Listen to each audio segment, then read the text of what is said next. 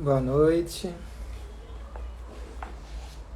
Estamos iniciando mais uma palestra doutrinária. Vamos aguardar nossos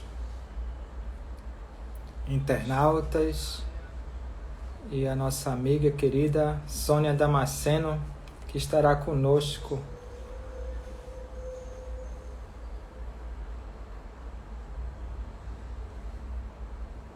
Bem-vindo a todos.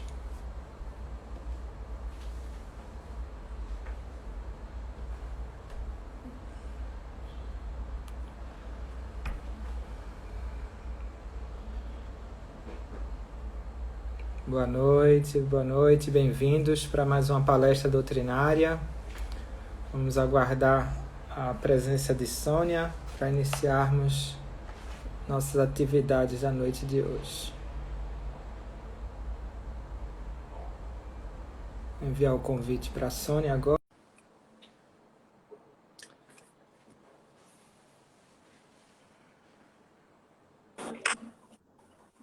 Boa noite. Oi, Sônia. Boa Boa noite, noite. meu amor. Boa noite. Tudo bem? Graças a Deus. Melhor agora que estamos juntos, né? Então, vamos trabalhar, né? Vamos trabalhar. Vamos trabalhar para Jesus.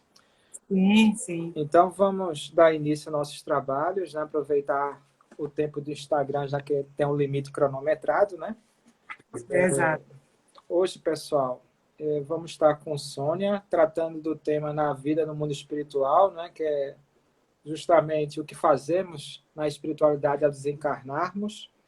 E como todo início de atividade, nós damos o recado da casa, fazemos a prece, passaremos a palavra para a Sônia e retomamos no final para fazer as últimas considerações e Sônia faz o encerramento com a prece. Certo. Lembrando a todos que retomamos as nossas atividades de palestras doutrinárias, né? Toda sexta, às 19 horas, estaremos aqui juntos pelo Instagram. Em breve, deveremos estar migrando para fazer todas as atividades no nosso YouTube, né? Mas, por enquanto, estamos fazendo ainda a adaptação, então, as palestras doutrinárias sempre pelo Instagram, às 19 horas. Vai ficar gravado tanto no IGTV, como também depois vai ser postado no canal do YouTube do Lar de Maria. Para quem não tem acesso pelo Instagram, pode assistir depois em nosso canal do YouTube. Amanhã temos o nosso programa quinzenal, né, a Live Lar de Maria. Será a primeira só pelo YouTube, do canal do Lar de Maria e da TV7. Trataremos de mediunidade e de poesia, né, com Sérgio Sobrinho e nosso irmão Edgar Diniz. Todos convidados amanhã às 17 horas. Convidados também, né, para acessarem nosso Instagram, nosso Facebook, nós temos o canal do YouTube, temos o site do Lar de Maria, onde vocês podem encontrar todas as atividades que estão em funcionamento, né? Porque as pessoas às vezes acham que o Lar de Maria não está exercendo nenhum trabalho, né? Pelo contrário, nunca trabalhamos tanto e nunca a espiritualidade trabalhou tanto, né? No sentido de atender a nossa ainda falta de confiança, falta de fé, né? Porque o trabalho e tratamento à distância acontece com todo vigor, com todo atendimento. A prece nunca foi tão fervorosa e eles estão sempre presentes conosco. Cabe a cada um de nós reforçar nosso conhecimento espírita, sabendo quanto a espiritualidade atende sempre que realmente estamos com o pensamento neles, né? Que possamos, então, interagir, saber, temos o atendimento fraterno em funcionamento, é só ligar de segunda a sexta, de 8 às 18, ao telefone da Silvinha, que é a coordenadora do atendimento fraterno. Caso não saiba, ligue no WhatsApp do Lar de Maria, passe uma mensagem que passamos todas as informações. O WhatsApp é o 99283-3738. Vou deixar também aqui a mensagem fixa, né, para quem puder contribuir com o Lar de Maria, suas atividades sociais, e também tem o telefone do WhatsApp, que vocês podem pedir informação justamente quais os trabalhos sociais estão funcionando, os tratamentos, e eu passo o telefone também do atendimento fraterno. Então, nossa mensagem de abertura é do livrinho de Franciscano Xavier, Calma, do Espírito Emmanuel. E a mensagem diz: esforça-te por estabelecer a tranquilidade em tuas áreas de ação, sem considerar sacrifícios pessoais que serão sempre pequenos, por maiores que pareçam, na hipótese de serem realmente o preço da paz que necessitais. A mensagem, meus irmãos, nos diz que toda dificuldade tem seu porquê, toda dificuldade nunca é grande e suficiente perante as nossas possibilidades, nossas forças, nossos conhecimentos e nossas possibilidades morais. Confiança, porque o nosso Deus sempre é justo, bom e misericordioso. O que passamos, existe uma necessidade, existe uma causa justa, foi atenuado e é para o nosso bem. Confiemos, ressignifiquemos as nossas dores, nossas possibilidades e sempre em frente com o nosso Mestre Jesus. Precisando de apoio, estamos aqui. Sônia, todos trabalhando do lado de Maria, sempre à disposição para atender, apoiarmos uns nos outros. A caminhada, temos essas possibilidades, né? A evolução aí na nossa individualidade, mas temos um ao outro para nos apoiar, para sempre estar servindo daquela alavanca propulsora, não é? Vamos elevar o pensamento a Deus, agradecer mais uma vez a possibilidade, pedindo a espiritualidade amiga, a presença, a ajuda, e mais uma vez que conduza as palavras da Sônia, ajudando nesse trabalho tão importante de levar os ensinamentos morais de Jesus, trazer o ensinamento da doutrina espírita, que ela sempre seja ajudada, toda a sua família querida, ela é uma grande trabalhadora que temos muito carinho. Sendo assim, Pai, Maria Santíssima, nos abençoa na noite de hoje e todos aqueles que vão escutar essa mensagem, tanto agora ao vivo, como depois, no nosso canal de YouTube e no nosso Instagram. Que assim seja.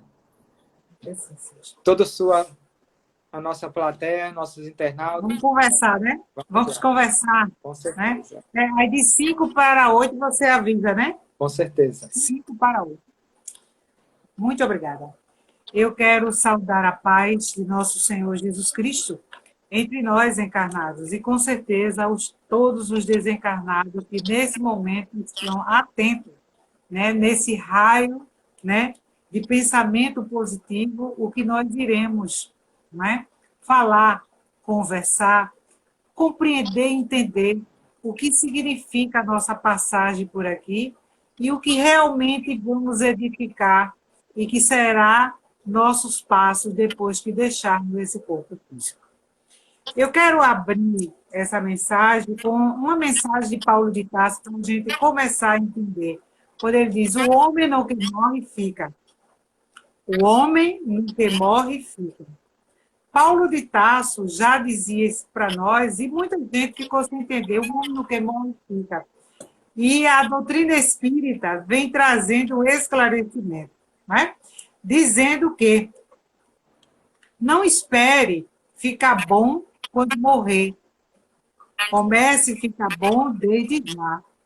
Porque o nosso caminhar do outro lado é a continuação, né? É a continuação do que estamos edificando enquanto encarnados.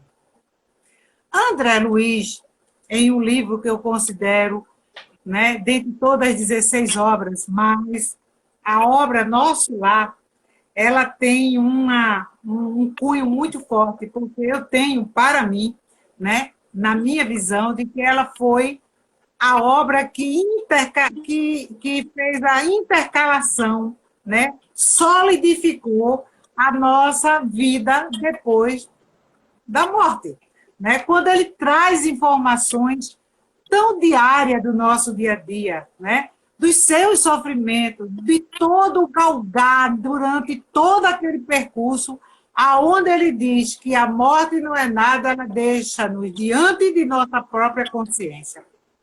Né? E aí ele abre esse livro em 1943. Eu estava relendo esse livro e eu disse, olha, em 1943 eu ainda estava me preparando para reencarnar. Eu reencarnei em 1959, ou seja, eu ainda tive 16 anos à frente. E aí ele diz assim, a vida não cessa. Ele começa com a mensagem assim, a vida é a fonte eterna e a morte é o jogo escuro das ilusões. Olha, a morte é o jogo escuro das ilusões. por que André diz isso? Ele diz, o grande rio, né, tem um trajeto, ele faz uma comparação.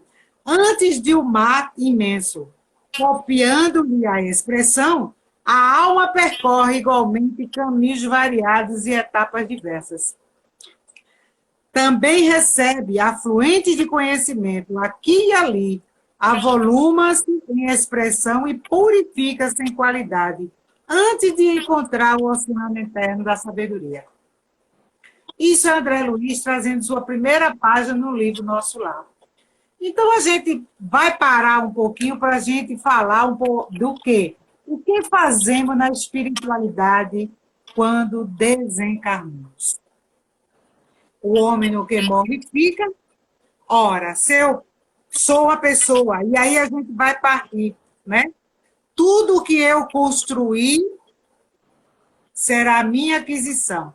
A construção terrena, não. A construção terrena é temporária, é imediata, é passageira. Tudo que eu edificar e construir para benefício do meu espírito, isso sim, é aquisição do meu espírito e é patrimônio meu e ninguém tira. Essa aquisição, ela é imaterial e ela vai com o meu espírito.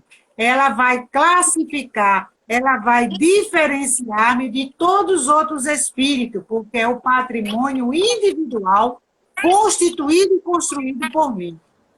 À medida que tenho essa consciência, tudo que eu puder fazer em acréscimo de meu conhecimento e de minha aquisição para melhorar o meu estado de alma enquanto encarnada, espírito amanhã, será bom. Será que eu mais necessito. Como será o meu estado ordinário? Vai depender de minhas ações por aqui. Os Espíritos nos esclarecem que, quando Deus nos criou simples e ignorante, nós temos 3 etapas. A primeira etapa é justamente chegarmos à condição de nominal. Chegou à condição de nominal, nós temos que desenvolver bem conosco o instinto. Né? O Evangelho fala isso. O homem no seu início é instinto. Então, temos o instinto da alimentação, temos o instinto de defender das intempéries, como os animais. Mas isso é etapa. A etapa do instinto. O instinto nunca abandona o homem. Os Espíritos nos ensinam que o instinto é uma inteligência rude. Ao somar um pouco mais, nós chegaremos à inteligência. Somos inteligentes, somos seres inteligentes. Porém, a inteligência sem disciplina, ela é um fosso profundo. É um buraco, muitas vezes, sem base. E aí, a gente precisa disciplinar. Como ele diz, são rios. O rio, para chegar ao oceano, ele encontra muitas, né? Encontra ladeira, encontra pedregulho, encontra empecilhos. Assim somos nós nesse crescimento. Para poder chegar a sabedoria. Nessas intercalações, segundo os Espíritos, Deus, por amor a mim e a você, a nós, nos dá de presente a reencarnação. O único dogma que estudamos. O presente, né, que ele nos dá para nos melhorar. Nessas reencarnações, enquanto instinto, Emmanuel diz, aquele que está colhendo o seu milho hoje, não faça barulho com aquele que está plantando a colar. E nem aquele que está mais adiante, que está começando a buscar a semente. Ou seja, quem tem hoje no estado extinto, não jogue pedra nele não, porque você foi igual. O que hoje é inteligência e usa sua inteligência para o mal, jogue pedra não, porque ele ainda está com uma semente na mão para plantar, para a sabedoria. Tudo isso são caminhos que o espírito tem que percorrer. Por isso, em um mundo de expiação e prova em que eu e você fomos, né, segundo os espíritos, obrigados a viver por conta desse plantio, por conta dessa essa não seleção de sementes. E aí, do outro lado, quando a gente menos espera, chegou a hora de voltar para a verdadeira pátria. Por isso ele diz, a morte é justamente a ilusão, né? A morte é o transformar dessa ilusão. Porque a gente acha, por mais que se fale de morte, a gente pensa que a morte está muito longe da gente, né? Porém, hoje, como estudante de doutrina espírita, nós mais do que nunca sabemos que todo dia, cada dia, a gente se aproxima do túmulo, não é verdade? Ô, Sônia. Hoje, eu tenho menos dias por aqui. E que qualquer dia desse é hora de eu fechar a história por aqui e partir para a verdadeira pátria. Como será que eu vou me comportar? Qual será o meu apresentar-se? Naquilo, o homem morre naquilo, né, que ele edificou. Então, André Luiz, vou falar de André Luiz, depois vou entrar na gente. Ele, quando desencarna em 1930 e alguma coisa, porque só em 1940, um ano depois de recolhido ao nosso lar, é que André Luiz, depois de ter passado por várias câmaras, por vários ensinamentos, né, ele renuncia, primeiramente, ele reconhece que ele não era nada, ele que foi um cientista, lá do outro lado, ele viu que nada valia disso, porque ele não tinha realmente acordado do egoísmo que ele tinha em si, de construir só uma família, de lapidar aquela família, de construir, não é? Simplesmente aquisições imediatistas. E ele percebeu quanto tempo ele perdeu, né? E aí, ele que não tinha religião e era totalmente uma pessoa negativista, porque era um cientista, né? Ele não acreditava nessas religiões, ele devia acreditar, ele percebeu o quanto, diante de tanto sofrimento, né? 8 anos ou mais, aquilo é o que os espíritos chamam de umbral. E ele narra as suas dores no seu primeiro capítulo, que ele fala que o mais que ele não tinha perdido do outro lado a razão, ele sabia, ele era um homem inteligente, olha lá, ele sabia que havia desencarnado, ele lembrava dos últimos momentos postos com os 3 filhos, porém, uma coisa ficou gravada de André para nós, para a gente levar para o nosso campo de raciocínio e reflexão. Ele nos disse que ele perdeu a noção do tempo. Ele não sabia mais que tempo ele se encontrava.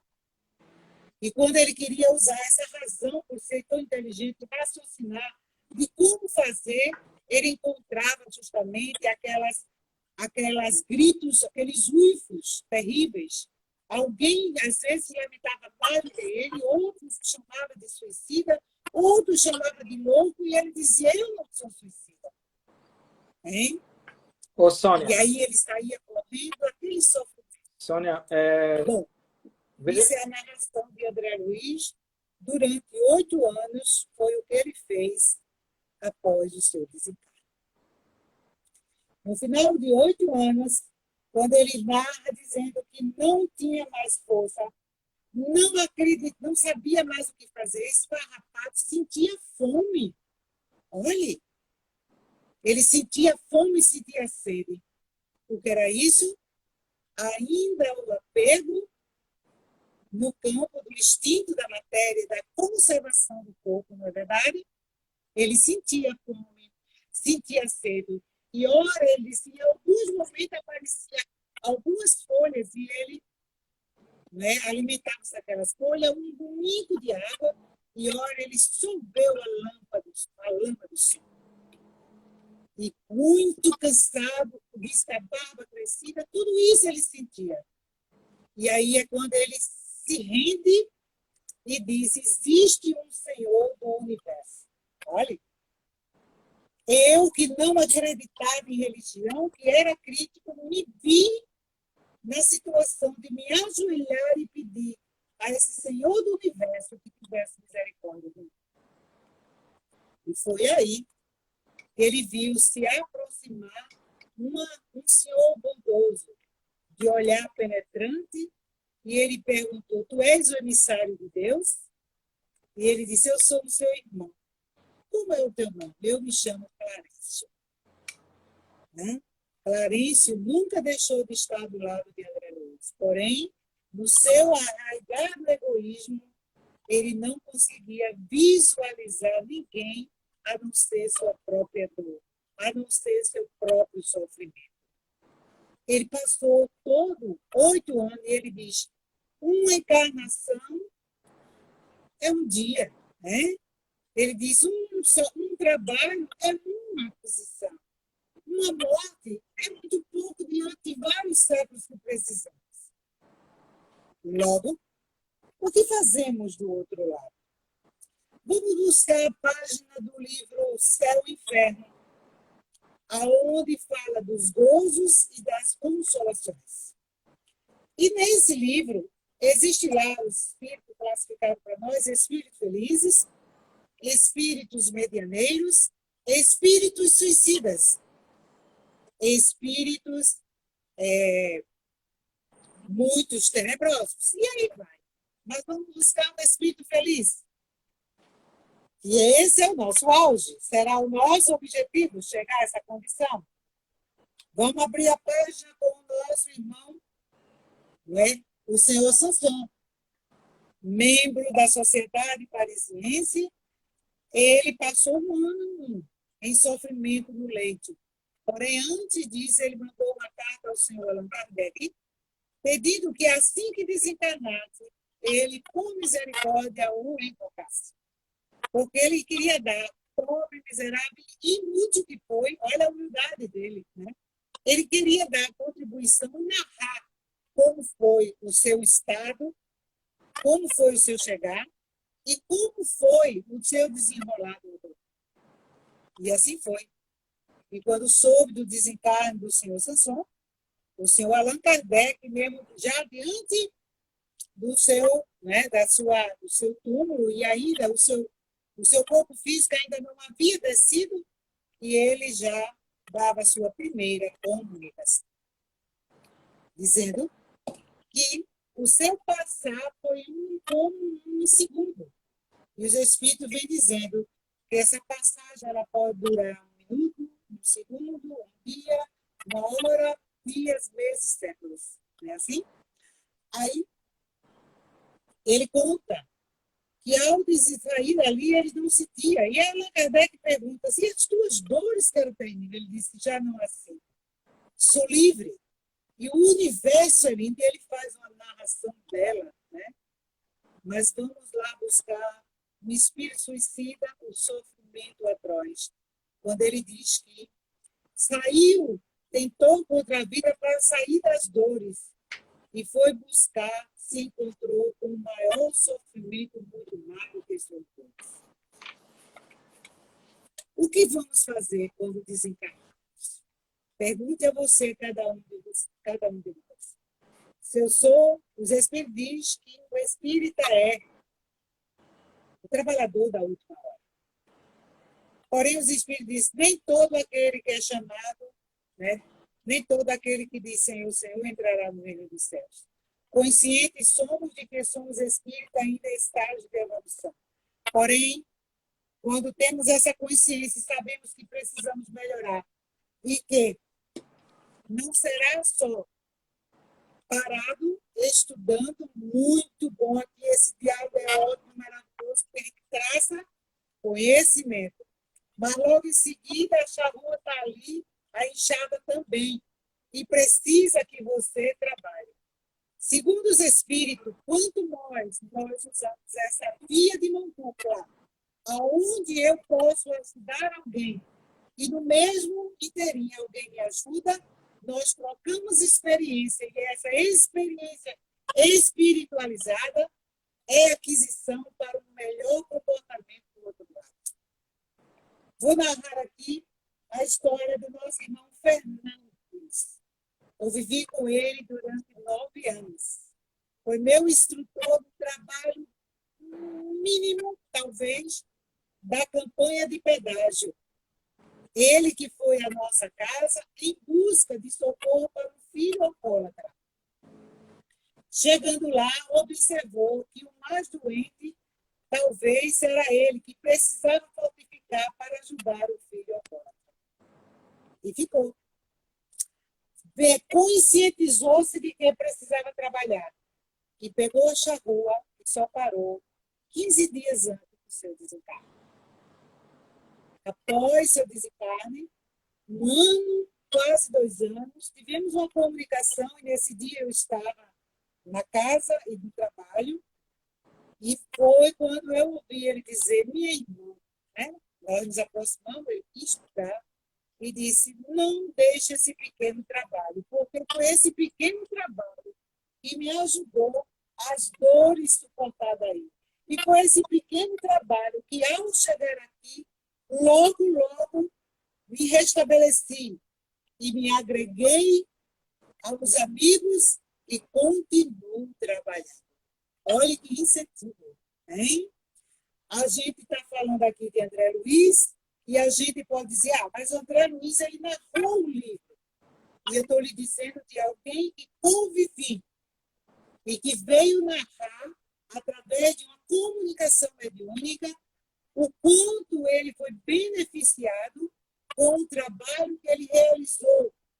Mas ele diz, fiz mas me dediquei o tempo todo, porque tinha consciência que precisava de muitas outras coisas. Mas como não tinha mais força, me dediquei àquilo. E esse pequeno trabalho, ele me ajudou a chegar do outro lado, me conscientizar e logo me restabelecer. E reerguer-me e continuar trabalhando. Olha, isso é um incentivo para eu e você de que, do outro lado, o homem no que morre fica. E eu vou repetir essa frase. Do outro lado, nós, se aquela criatura, eu falei que convivo com pessoas, e daí, estudando doutrina espírita, hoje a gente não tem tempo mais para estar criticando, e sim, se for uma crítica construtiva. A gente tem hoje um olhar de aprendizado. Quando encontramos situações em que alguém, desde a hora que acorda até a hora de dormir, só reclama. Não é? Reclama muito de que tem dor aqui, dor acolá, haja ocupar a medicina, haja ocupar todo mundo, e no final não tem nada, é tudo criação da mente. E aí, chega um momento em que realmente existe uma frase que diz assim, quem procura, acha. De tanto procurar, encontrou. Ao encontrar, não gostou. Ao não gostar, se desesperou. Ao se desesperar, perdeu o senso e realmente adoeceu. Hein? Mente sã, corpo sã. Um dia eu escutei uma cientista do Hospital das Clínicas dizer assim, ao fazer um pequeno cirurgia, não tinha como anestesiar, e quando terminou, ela sentiu dor, sentiu. Mas você nem se desesperou, e aguentava se desesperar. O desespero iria levar a alguma coisa? E aí ela disse, esse fenômeno, ou essa ação, como se age, chama-se neurolinguística. E eu disse, se é que não me liga, eu nem sabia. Neurolinguística é quando você, através da mente, a linguagem, né, de entender a dor e domar essa dor e suportá-la. A gente fica imaginando, não é? Quanta dor Jesus não passou, mas suportou. E quando ele olhava para aquela mãe em sofrimento, ele disse, calma, né? Tem calma, mulher, eis aqui o teu filho. E olhou para João e disse, eis aí a tua mãe. Ou seja, cuida dela. Né? Em todos os momentos, essa condição psicológica, essa condição espiritual, nós não conseguimos de um dia para a noite, não. Nós não conseguimos de uma encarnação para outra. Porém, esse conhecimento que estamos aqui repetindo, que tudo que eu estou dizendo eu e você já sabemos, não estou acrescentando nada mais, Esse conhecimento faz uma grande diferença. É diferente daquela senhora que chegou, né, lá do outro lado, foi resgatada do umbral, e André, já melhorzinho, foi chamado por Narcisa para ir, porque os samaritanos iriam chegar. Aquele grupo de samaritanos que vive na costa da terra, entre os umbrais, resgatando aqueles que estão melhorzinhos, para levantar, para se restabelecer. André já estava melhorzinho, ele disse: eu preciso trabalhar, porque percebeu o quanto tempo ele havia perdido arraigado no seu próprio egoísmo. E quando acordou para isso, ele disse: não posso mais ficar parado. Né? E pediu por tudo para trabalhar em qualquer campo. E era ele a Câmara de Regeneração. Justamente aonde aqueles mais desvalidos chegavam, mais sofridos, e ele começou a amar, a fazer o trabalho com amor por aquelas criaturas. Ali não estava o simples chamado. Ali não estava o homem, né, da terra. Estava o Filho de Deus, irmão daqueles que estavam chegando, tão doente quanto ele lá atrás, e que precisava de suas mãos para ajudar. E ele percebeu que no último aérobus, né, aqueles carros que trazem aquelas criaturas, tinha uma senhorinha, uma senhora, né, que chama de matrona, e ela com dificuldade, ele muito com um olhar curioso, né, cientista, ele se aproximou dessa senhora. E ela: me ajude, meu filho, como se você está aí parado. E ele ajudou, ela disse: graças a Deus que os anjos me salvaram do purgatório. E aí ele perguntou: a senhora está assim? Os infernos, os satanás me atentando, aqueles espíritos do mal infernais, mas os anjos me salvaram. Quem eram os anjos? Um trabalhador como eu e você, como André, que retifica, que já conhece, que tem necessidade de ajudar e ajuda. Precisamos esperar chegar do outro lado? Não comecemos hoje.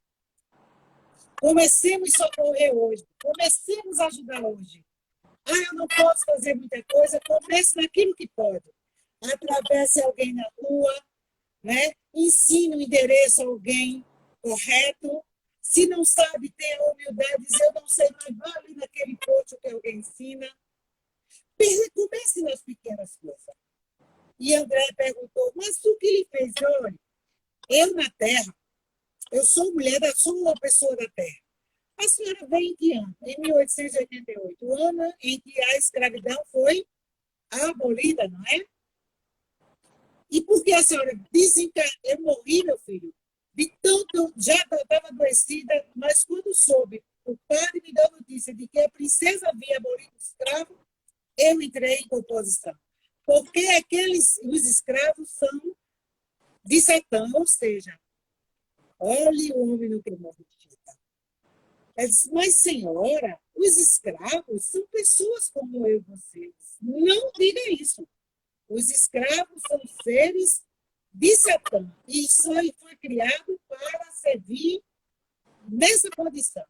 Senhora, aí vem o estado de alma daqueles seres. Graças a Deus, saí do inferno e todo fui para o purgatório e fui salva. Porque deixei na terra uma grande quantidade de espécies para rezar em missa para mim mensalmente. Olha a condição de cabeça de cada um.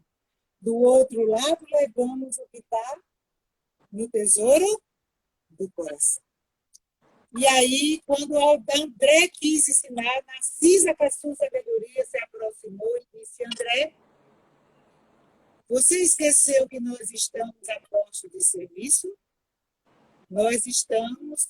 Muitos estão alienados, André, dizendo: a nossa irmã não está em condição de fazer doutriná-la, de fazer nada. Assim são as criaturas que recebemos em nossas casas de oração e trabalho, não é, Bruno? Aonde a gente olha para aquelas criaturas, encontra ela em estado de perturbação, e não cabe a mim nem a você julgá-la.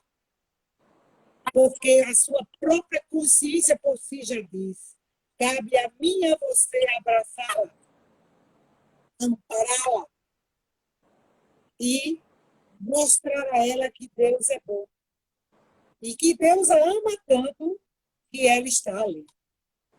É assim, o comportamento nosso aqui será o nosso comportamento do outro lado. A gente só muda de endereço, de dimensão. Lá no nosso lar, quando André foi socorrido, que entrou com Clarencio, que saiu daquela escuridão, que entra na porta do nosso lar, ele diz: que céu é esse? Que planeta é esse?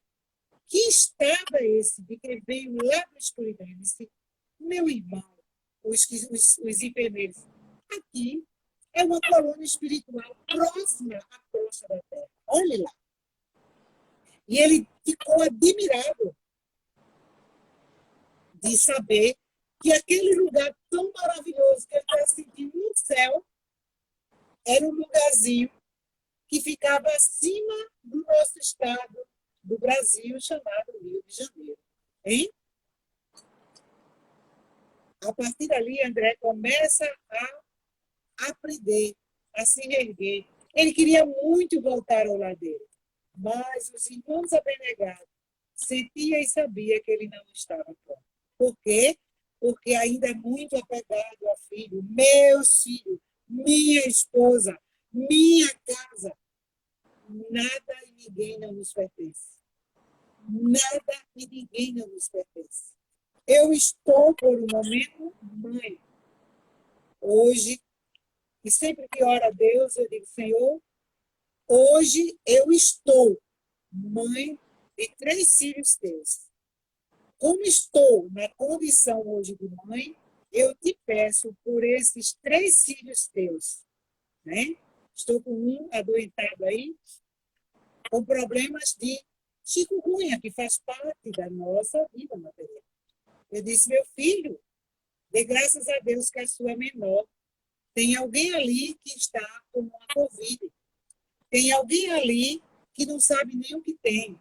Tem alguém ali que está lá na rua e não tem nenhum abrigo e está doente.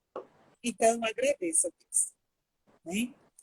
Quando nós passamos a nos conscientizar de que o nosso trabalho material ele é necessário para a sobrevivência material. E hoje eu tive a oportunidade de estar em Araçoiaba em trabalho. Estive à casa de alguém que estava no estado depressivo por conta de uma situação material. E eu é uma pessoa de religioso, e eu disse a ela: olha, o dinheiro ele é necessário para alimentar nosso corpo físico, galgar, não é? Alimentos, pagar a conta porque é necessário, ajudar a quem precisa, que está ao nosso redor, mas nunca faça dele o único meio de seu viver por aqui. Porque isso perturba. Isso exonera as suas energias divinas que Deus te deu. Esse corpo físico ele é instrumento do teu espírito. E nós respondemos por tudo isso e muito mais. Minha irmã, não se desespere por isso, porque há situação muito pior que a sua. Há situações muito piores, e narrei algumas que a gente convive. E aí ela disse: meu Deus, eu disse, ajoelhe-se diante de sua consciência e peça a Deus força e coragem para seguir. Levante-se, porque o cair é nosso, levantar é de Deus, desde que a gente queira. Olhe quantas pessoas precisam de você. Não utilize dessa ferramenta chamada egoísmo, porque não há mais tempo para isso. Passei quase uma hora lá. E quando saí, nem percebi a hora. Digo: agora não dá mais tempo, vou embora, porque tinha que estar levantado. Mas eu acredito que essa hora valeu pelo dia todo e esse estar aqui, narrando essa história a você, a história vivenciada de alguém que estava no estado de por conta de uma situação que não via uma saída. E eu disse, olhe com esse olhar, olhe com esse aqui, veja essa direção.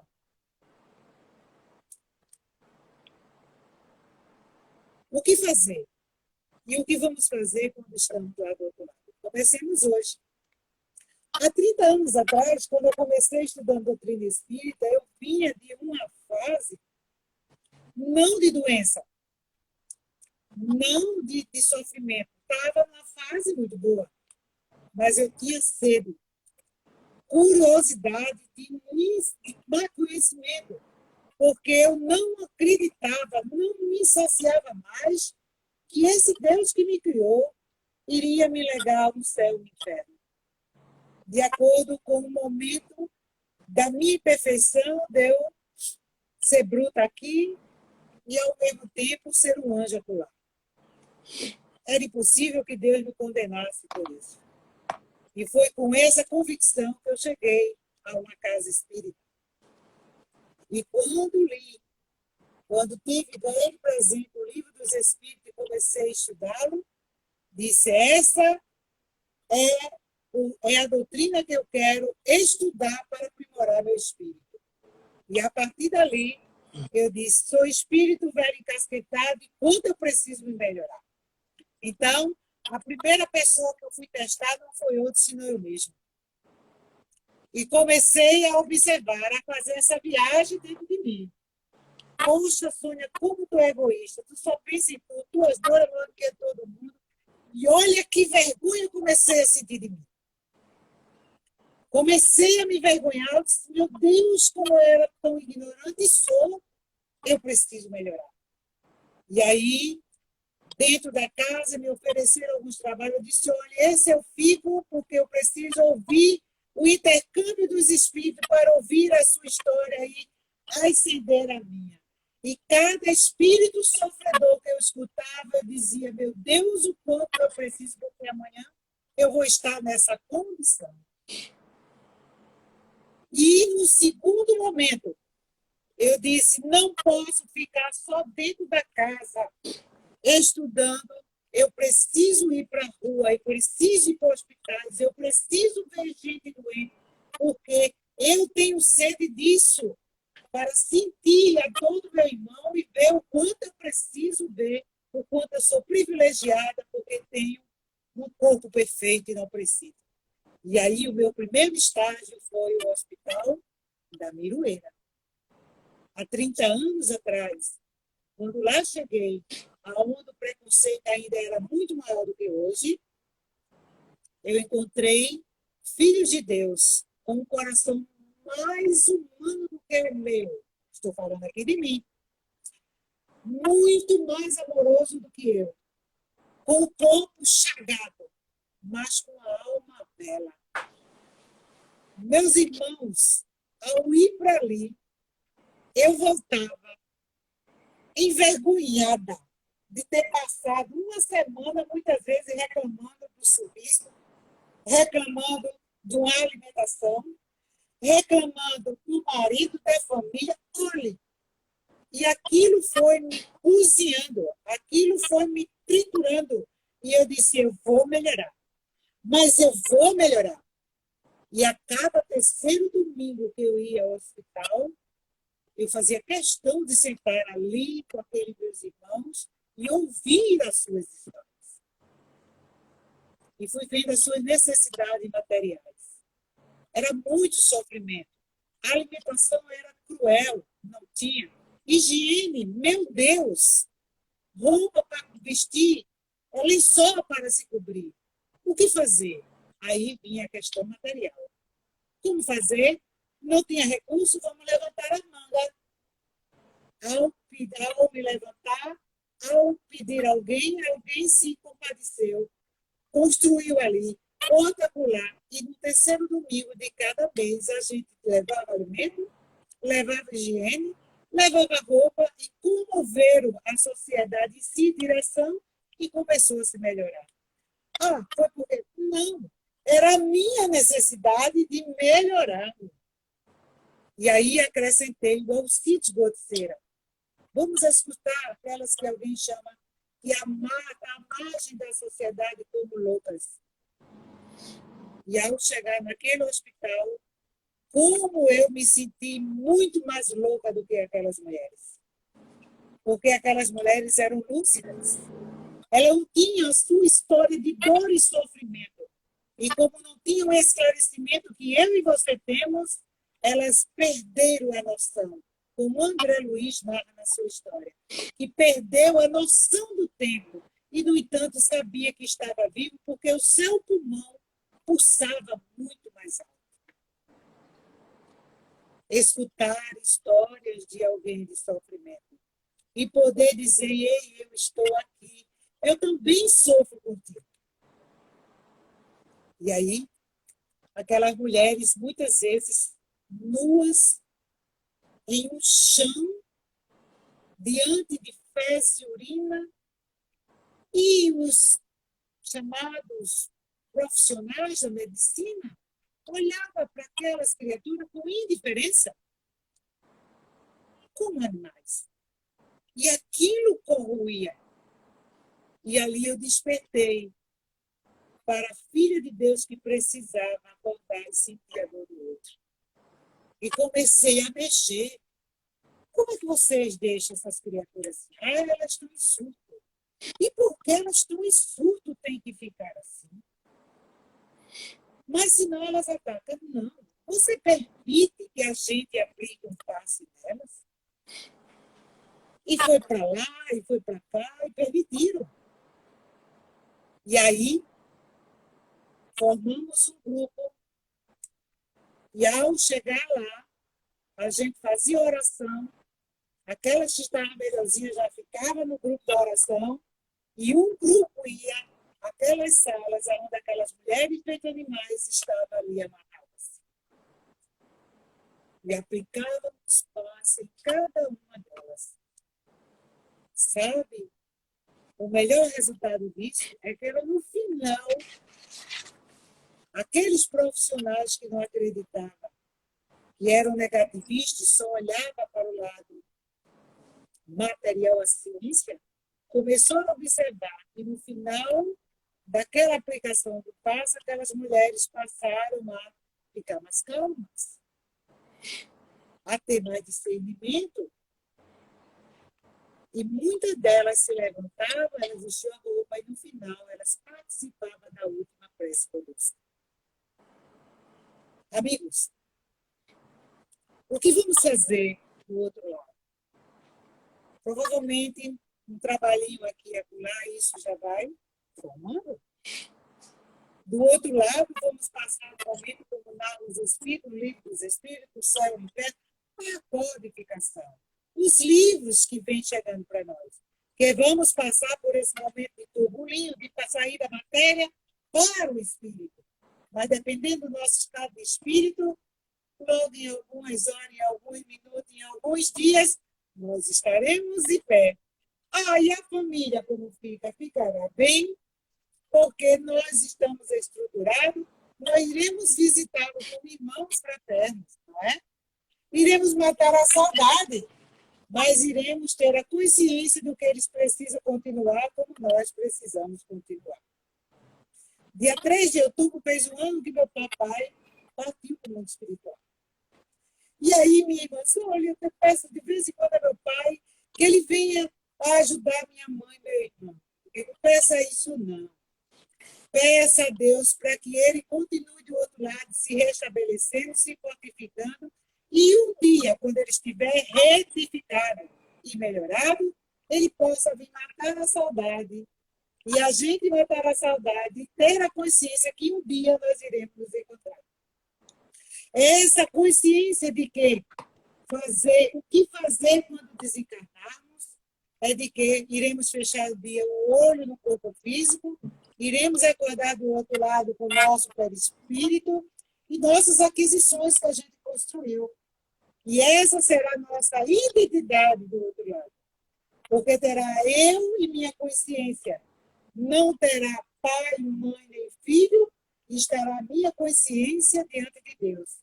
E será essa consciência que vai me deixar no céu, no purgatório ou no inferno. né? Então, diante de tudo isso, a gente vai ver várias situações. E aí, eu lembro de um irmão, um dia, quando ele se comunicava, e ele dizia a mim, moça, eu corri tanto, olha, eu tenho um morro de medo de morrer. Veja a comunicação. Eu morro de medo de morrer, eu tenho um medo terrível da morte. Porém, ultimamente, eu tenho me sentido meio estranho. Eu disse, por quê? Eu converso com o meu povo em casa e ninguém me escuta. O homem no que morre, fica. Muitos de nós morremos, mas não desencarnamos. Ele continuava dentro do lar. Ele disse, moça, o que está me apavorando é justamente as pessoas em casa pegarem o que é meu e doarem. Olha lá, o apego às coisas materiais. E por mais que eu diga, não doe porque eu não autorizo, eles doaram. Eu disse, qual a sua condição? Ele disse, eu corri tanto, sai de lá correndo. Olha, eu estou aqui, só está vendo, eu estou todo esmulambado. E como você chegou aqui? Ele disse, eu encontrei essa casa aberta, uma luz muito grande, e eu entrei, senti necessidade de entrar. Ao chegar aqui, me senti bem. E estou vendo várias pessoas aqui. Inclusive uma tia que já morreu há muito tempo. Olha, ele começou a desconfiar que ele havia morrido. E aí, eu disse, e o que é que sua tia lhe diz? Ela está me dizendo, moça, que eu morri. Moça, eu morri? Eu disse, não. Você continua vivo, você só desencarnou. Você saiu do corpo físico e hoje você é um espírito. Ele disse, moça, não me diga isso. Eu disse, você continua viva. Olha sua tia lhe dizendo. E ali desenvolvemos um diálogo. O homem no que morre fica. E no final ele disse, moça, e agora? Eu disse, agora você continua viva. Porém, o momento de estar em sua casa materialmente falando encerrou. Por esse momento você precisa se restabelecer. E aí, alguém vai te dar uma mão, vai te dar uma orientação e tu vai continuar recebendo o seu corpo. Tudo bem? Ele disse, se a senhora está me dizendo, eu confio. A senhora não está mentindo para mim, não, moça. Imagine se eu tivesse mentido. Hein? Amigos, somos responsáveis por tudo que fazemos. De um copo de água que a gente nega a alguém, a um pão que a gente sacia a fome de alguém acolá. Somos responsáveis por aqueles que recebemos como filhos de Deus em nossa família, mas somos responsáveis pela família humana que é apresentada a nós durante a encarnação. Somos responsáveis pela religião que abraçamos, mas, acima de tudo, pela religiosidade que vamos desenvolver enquanto encarnados. Somos responsáveis por todo aquele que chega até nós trazendo um conhecimento e que muitas vezes a gente diz, não quero porque fulano não tem muito para ensinar. Somos responsáveis do berço ao túmulo por cada dia que Deus acrescenta à nossa existência. E por nos amar tanto, Ele nos dá um véu de esquecimento a cada encarnação, para que a gente não se perturbe em relembrar os erros do passado, para que a gente não se exalte por aquilo que a gente pôde fazer. Ele nos dá um livro em branco para a gente escrever novas páginas. Do outro lado, nós iremos continuar a nossa jornada. Por isso, o Espírito é chamado trabalhador da última hora. Os Espíritos dizem assim, como se reconhece o verdadeiro Espírito? Pelo esforço que ele faz todo dia para domar as suas más tendências. E todo dia, se a gente observar, a gente vai ver quantas tendências a gente tem. Não é? Sônia? Tem momento que falta paciência e a gente já fica no silêncio. E a gente pensa, se faltou é porque não tinha? Não chegou lá? Foi. Cada ano que a gente complete, fecha um ciclo, significa responsabilidade de um ano que passou. E se um ano é acrescido, mais responsabilidade. André Luiz, quando recebeu um ano depois, autorização para vir visitar sua família, ao adentrar a casa e que percebe a esposa casada de novo, já está na hora? Ele simplesmente tem um choque. Mas aí, ó, chamada a atenção, olhe para ela como sua irmã. Olhe para o seu filho como seus irmãos. E ele, olha, e foi buscar tudo que tinha aprendido lá em nosso lar durante o ano. Regaçou a manga e socorreu aquele que também estava doente, chamado esposo de sua esposa. O homem no que morre fica. Seremos do outro lado o que a gente dá e faz por aqui. É a continuação. Aproveitemos o tempo aqui para melhorar o nosso estado de alma. Se um copo de água você servir e serve de coração, será acrescido em seu livro Na História da Vida. Muito obrigada pela oportunidade de estar aqui. Muito obrigada. Valeu. Valeu. A gratidão é sempre nossa. Antes de passar a palavra para a Sônia de volta com a prece final, convido novamente a todos para nosso... Não estou lhe escutando. Você, quando o seu telefone tocou no início, você perdeu o áudio. Eu não consigo lhe ouvir mais. Tudo bem. Eu já aviso para você. Enquanto eu vou fazer as considerações, lembrando, amanhã nós temos o nosso bate-papo, o nosso programa, todo sábado, quinzenalmente, às 17 horas. Amanhã tratando de mediunidade e poesia, com Sérgio Sobrinho e Edgar Duniz. O programa amanhã só será transmitido pelo nosso canal de YouTube do Lar de Maria da TV7. Nossa próxima palestra, na sexta-feira que vem, às 19 horas, será com o nosso irmão Lindenberg Menezes, tratando o tema A Importância na Educação do Evangelho para as Crianças. Tema fundamental, pessoal. Todos tratem mais do que nunca do amanhã, cuidando dos seus em casa, dessas crianças que precisam tanto desses valores primordiais para o crescimento. Vou passar a palavra agora final para a Sônia fazer a nossa prece final de encerramento. A prece. Senhor Jesus, diante de vós, diante dos amigos espirituais, dos que fazem do Lar de Maria, da espiritualidade boa e amiga, queremos simplesmente te agradecer. Agradecer por esse momento de estarmos aqui reunidos, enquanto encarnados, e com certeza os desencarnados que se agregaram a em cada lar, os irmãos que estiveram e estão a escutar esse momento de diálogo, que eles sejam abençoados e socorridos. Que tua misericórdia se estenda sobre todo o planeta Terra. Aonde houver o sofrimento e dor, que tu possas, Senhor, socorrer a cada um. Que teu amor envolva os nossos corações, hoje, amanhã e sempre. Muita paz a todos. Que assim seja. Obrigada. Obrigado a todos, mais uma vez, por estar conosco. A palestra vai ficar gravada no IGTV. Se alguém não escutou bem o áudio, fica melhor lá, tá? E todos convidados amanhã para o nosso bate-papo. Lembrando, a transmissão será apenas para o YouTube, tá? E toda a palestra junto no nosso Instagram. Deus abençoe a todos, obrigado e até amanhã.